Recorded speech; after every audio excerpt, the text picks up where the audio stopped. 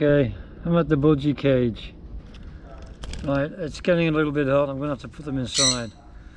But a couple of hours ago, I came out to bring them out of the shaded setup I have to hose the nets down because of the poo and stuff. And I couldn't believe my eyes, truly couldn't believe my eyes. I know they've been mating recently and they're using this nesting box here, can you see that? Hello. And I came out and in this water bowl I found this. I couldn't believe my eyes. I'll go in the shade a little bit. It's a bird egg, a Budgies egg. So I brought it in the house, wrapped it up in tissue.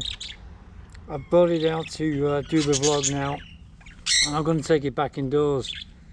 Oh, I've no idea what I'm going to be able to do with it. I have hand-reared chicks, but not one straight out of the egg. So I'm going to put the egg back in the house in the tissue because it's very warm in the house, okay? So, thanks for watching.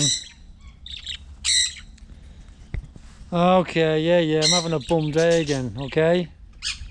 Hello. I think my sister likes you. Jane and Millie in Southport, UK. Okay, tickle tickle. Bye bye. I'm a bit peed off at the moment. Okay, folks.